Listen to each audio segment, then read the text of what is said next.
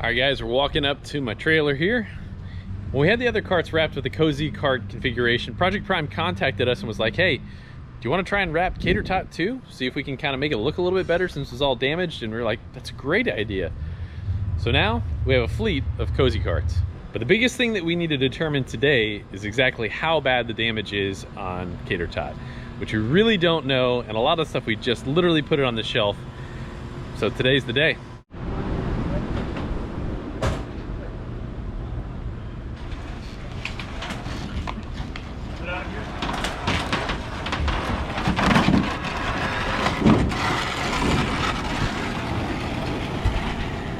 Basically, I tried to push the car and I pushed it on the replacement windshield, and that's what happened.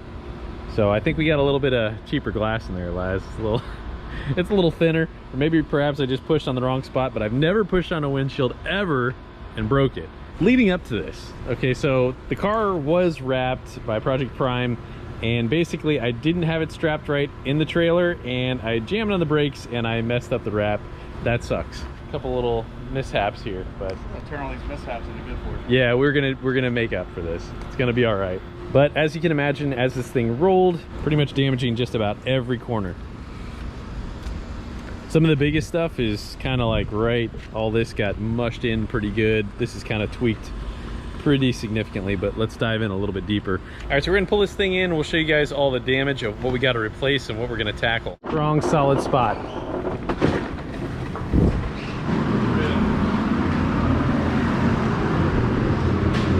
Threw away already. That was just stuff that was irreparable. Yeah. I mean, we have, you know, the roof was obviously one of the first things to go and all that, and we got our door handle. Like, this guy is pretty tweaked.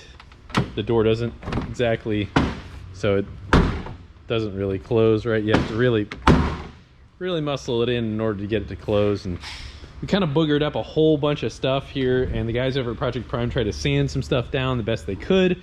It's like the radiator support. Core support. Yeah. As Laz said, the radiator core support there was damaged. It's actually technically called a cross member for the Mercedes. Can I do that too? Cooper. Yeah, I need to kick the bumper. What are you doing here? I was looking at what you guys were doing. I mean, it's very interesting stuff. Entertaining. All right, we're gonna carry on with what we're doing. Thanks, Coop. And obviously, Laz, we got both of our mirrors are smoked. We got a couple of those coming. So this got all tweaked, but we can get that back where it was. This door was fine and closed, but that one was still the messed up one. If we look at where we had clearance on the cage right here versus over there. Yeah, if you come back here, you can see it pretty good too. Kind of rocked to where this is almost touching up there. Yeah. And then over here, I can get two of my sausage fingers in between here. Dang, sausage fingers. Like the intercooler is shifted too from that little dent on the top. Yeah. But we had this thing doing some weird stuff with a couple of switch lights coming on and off randomly, so we just killed the power to it, and I don't think it's been touched since, right? Yeah, we haven't started it since then, so. We need to check the harnesses, make sure we don't have any smashed ones that are grounding out, check the fluids in it, and then give it power again and go from there and see what's going to happen. We haven't driven it, so we don't know how the alignment is, but visually it doesn't look, you know, messed up or anything like that. But it seems like the rear did okay, but mainly the top part of the cage is what took most of the brunt of it. But obviously our cowl, that thing got drug across pretty bad and pretty messed up. This thing will... That just came in, I think. Yeah, we got that yesterday. So we're gonna start putting this thing back together very, very shortly here. Yeah, we haven't even been under it or anything like that, but this piece right here got all damaged. And, you know, front fog light and bezel and all that stuff is tweaked. All right, so we haven't really looked under since all this happened, but... The diffuser was off of it, wasn't it? Yeah, because we were doing the wheelies and stuff, and we didn't want to mess it up, but... It looked awfully wet. Yeah. Oh, dude, I think our coilovers are leaking. Look at them. They're all weeping. Yeah. Definitely weeping. Should be rebuildable, though.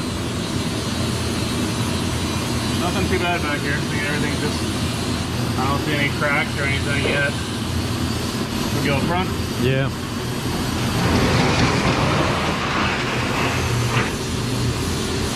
Alright, so we know that this piece got all messed up.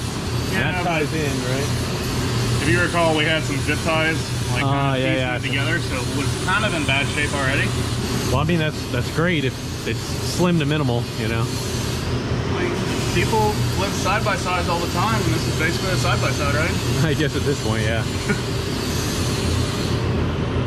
You did say something about wanting to off-road it, so. Well, we have more now, so. People comment, do you want an off-road smart car? Off-road smart car? Put it in the comment. Got some Jeep background. I actually was just talking with Adam Pila last night. Do you know what a Roxor is? No, it sounds expensive. Yeah, I think it's like a diesel-powered like mini Jeep that I think Mahindra made or something like that. This is my diesel tuner, and it's in our plans to try and get the transmission very soon for the truck.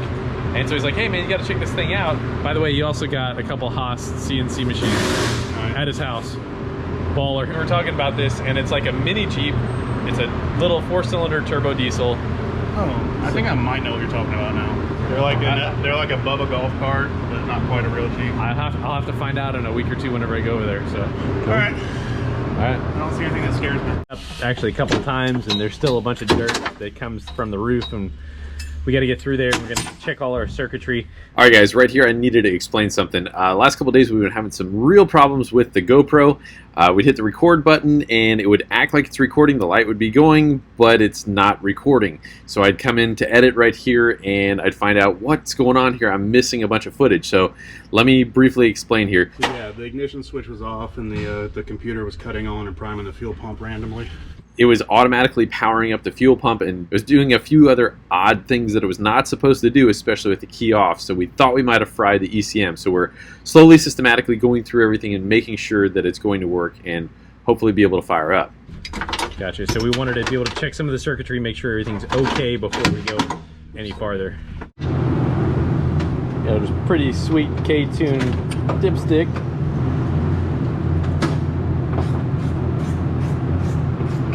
Looking real good. You guys see one ground stripped off?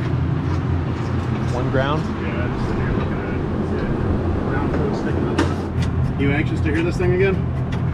I am. I really, really did enjoy this project more than most.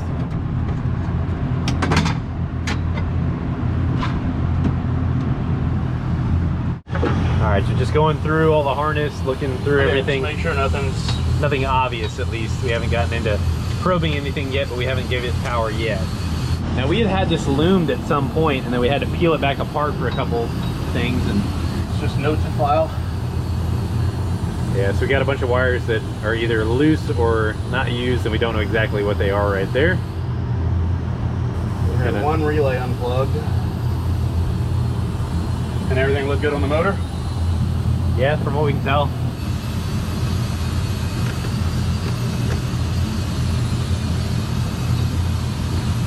Nothing odd happening yet? All right, we got power there. All right, and then we got... That was fans, I believe.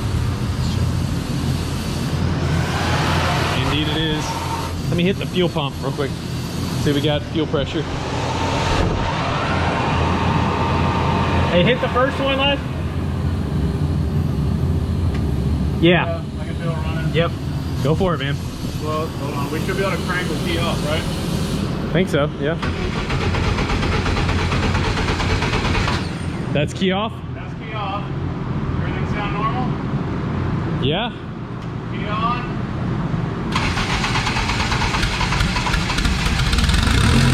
All right, dude. That's awesome. Hell yeah, man. All right, dude. Good job, man. Had me worried, buddy. Had me worried. Woo!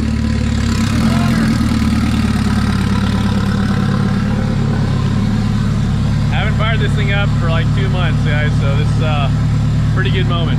That's awesome.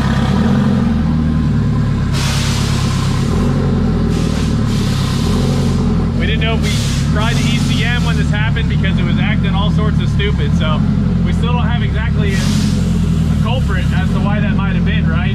Yeah, but like we didn't have the front fan working and I got some loose ends, so we got to trace some wires. It's been a while, kind of figure out where everything goes. So yeah. I know you want to drive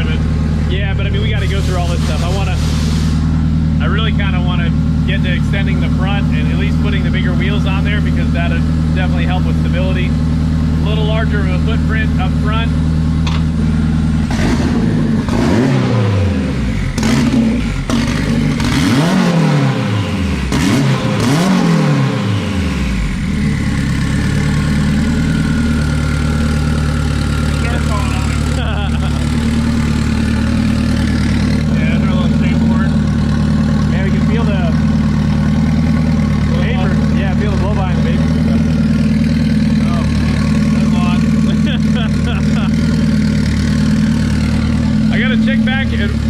How much blow-by this had, and you know, when we did the leak down when we first got it, and see where we're at right now.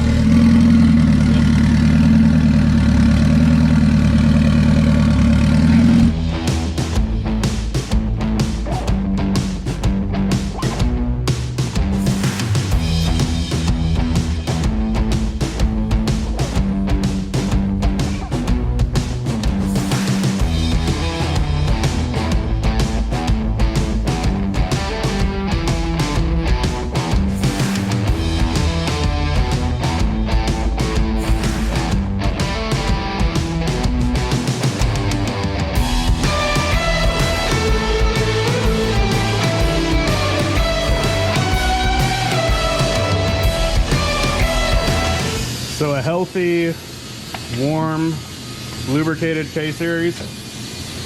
210 PSI. 210? Yes, sir. Going okay again? There he is, coming from editing. Said you were coming from editing up in your crow's nest. Yeah. Gotta crank out these videos, guys. Alright, so I know before I had to like cross-reference it versus the other ones. Look at you, I can tell you used to be a Honda guy. It was like, I think we had 180 to 210 across all the cylinders. Alright, here. Oh, KaterTot. 180. So good. Go again. And this is cold too, so. 180. I was just doing a count to 5. It's kind of hard for me to hear every time it hits. Yeah, that ain't bad, that ain't bad. If we can rock this a little while longer. Oh, looking good. 180 again. 180. Hell yes. I will say that that blow-by was a little significant though. A little bit. At least it's right in front of the turbo, sort of suck it right back in. Dude, we could probably open that up a little bit more. It was that much at idle. Little down. A little low. We're at 165 or so. 180. I think we missed one. Yeah. 180. Yeah, dude. Hallelujah. Good. I'm happy with that, dude. That is awesome. That's great news. That's great news. So that's one less thing that we got to worry about right now. But Laz, you got to go. It's your son's birthday. We'll tackle that tomorrow. Hey, come around the front. We got one more piece that we got to order. Okay. We did not replace this. Oh, I thought that came with that piece. This is the little Okay. crash piece. So that side actually looks good. Might be Yeah. a little bit over, but I think we can knock it in place. We never wired these in. And I mean, this is some weight here that we can get rid of. Rainick.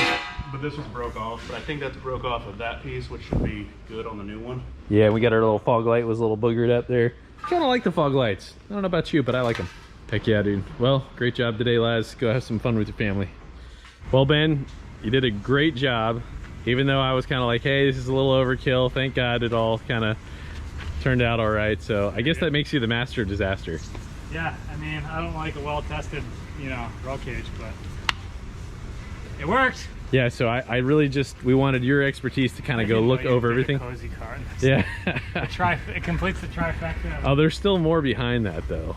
Boy. Laz said 2 sausage fingers. Now I got more like hot dog fingers, but his are sausages. So that's the biggest area right there. And then this one's kind of tweaked, and obviously things are Yeah, well, if you remember when we built this, there's actually, so when I welded the main hoop in, yeah. or I'm sorry, when I cut the structure out of this actually pulled out a little bit Right. on this side. So that one was almost touching, and this almost had like a 1/2 inch. So Okay. that doesn't really look far off I mean, it's a little off, but it's not too bad. Not too bad. No. I mean, People are like, why don't you just start with another car? I'm like, from what happened and out of respect of who's involved in whatever, I didn't, you know, want to show it or anything like that. And we needed to figure out how to solve the situation, and now we're good. But that being said, we don't need to start from another car, I don't think, right? I mean, I want your honest opinion, but... Well, I think you know my honest opinion, but I think we should just pull all the door panels off. Oh, yeah. What are your plans? I mean, I definitely want to do that at some point. Yeah. Yeah, I mean, I'll like really look through it and make sure, you know, we'll take a flashlight and go make sure no welds are cracked or anything. But I think, like you said, it more like rolled instead of impacted. Yeah. It kind of just like, I mean, things shaped like a kind ball. of distributed the, so it just went brunt of the weight, you know. and had a good old time. Next thing though, of what we really want to try and have you tackle is doing the front suspension, of which you were saying you think we should probably get something like something maybe from another Accord or some other working Honda that... Yeah, I vote a 5-lug Honda of some sort. That way we have matching wheels, we have brakes that are proportionate to each other. I mean, so the reality is that's the front end of a TSX. So if we get another front end, we'll pretty much have a square setup width-wise, you know what I mean, and all that, and the brakes are going to be identical, and I think that would probably be the best solution. And then really all we have to do is graft either the stock subframe into the, like we did in the rear, but for the front. So essentially half the subframe, because there's going to be no transaxle or anything like that, and just use the lower control arms, the upper strut, you know what I mean? Yeah. So essentially make that in the front, and then we can utilize the steering rack and, you know, all Honda stuff. So, I mean, that's an option for sure. All along, guys, if you recall, during this build, we were talking about, you know, extending the wheelbase at least, you know, 3 or 4 inches, but if we have a bigger wheel and tire, and then furthermore, widening it another about 4 inches as well, I think the stability and the safety is going to be significantly increased. So, at the moment, I think we're going to have to go because it's starting to rain. Go for it. Where's your roof stay on? Well, some of it did.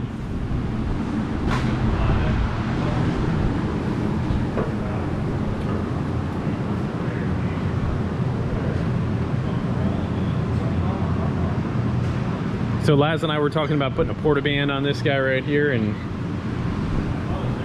On the intercooler? yeah, Just cut it and just, that's not a problem. yeah. That's crazy. And I mean, good thing. Crazy. Oh wow, we broke the intercooler. Oh, did you? Yeah, it's broken for sure. Look at that.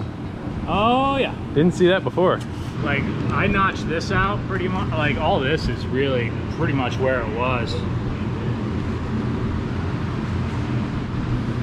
There's nothing glaring. That's for sure. Yeah, I mean, other than the intercooler, Yeah, that's just. it's not terrible. Yeah. I just think it was like a steel ball, like a big hamster wheel. Kind of is a big hamster ball. It is. I mean, so far everything looks pretty much normal. I mean, I don't see anything weird going on at all. Most of the damage of what we can see is just aesthetics. You know, it's not anything that's really structurally No, we messed chopped up all this stuff anyways. This is just here. I mean, the reality was it's added weight. Yeah. But I think a lot of this really, it kind of took the majority of the blow and just kind of crunched it a little bit. The fact that this still comes on and off is wild. I can't believe you just got that off. I thought it was like too far tweaked to get off, honestly. I mean, it's pretty tweaked, but yeah, look at that guy right there. it ain't too bad. That's a mighty purple shirt you got there. This thing does look pretty good. How'd you guys mess up with your windows? It's not a you guys situation. You guys crashed it again. And then I pushed it, but I pushed it and it broke. That's handprints. Oh. Literally just pushing it. Frick. Look at your wrists are intact. Talk about insult to injury. Did you get cut? No. Man, how strong are you? Dad strength. You're the father of 2 boys and 7 golden retrievers. I expect you to be that strong, honestly. It's been a while since we've wrestled, though, so look at that. You ready to get your butt kicked again? Dude, I'm on a streak. I whooped Emilio. And I armbarred Emilio and I armbarred Nick Seuss from Side by Side Vlog. So, you want to get armbarred? You're on a roll. All in all, dude, it's not We're just bringing in the expert that designed this whole thing here just to kind of verify. I just walked up and set it up. Hell, we could even trade those out on the other car. If you wanted to. Yeah. I mean, I don't know. Like I said, they don't really do much, but Well, I'm excited. All in all, we're good. It did well. It did well. So thank you again for keeping us all safe, buddy. that's not making yeah, dude, I really do think it's fun.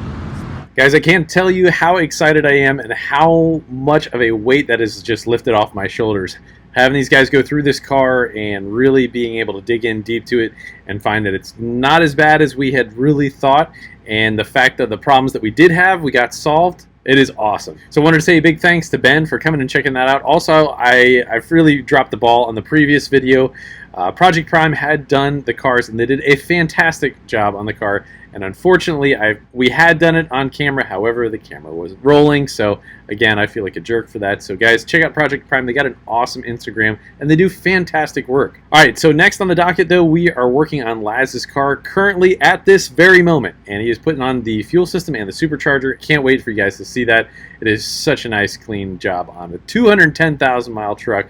This thing's gonna rip. All right, guys, I got another song here for you. I heard this guy right around Hurricane Katrina time, and this guy was doing a benefit for Louisiana, and he's from Louisiana, and this guy has a voice, and it is just amazing. Got to check him out. All right, the name of the song is Home, and the guy's name is Mark Broussard. Man, getting back to this whole KaterTot business feels like home to me.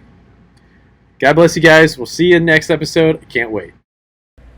Guys, please check out our store in the link below. Got some new merch and some stuff that we just restocked, like our window sticker.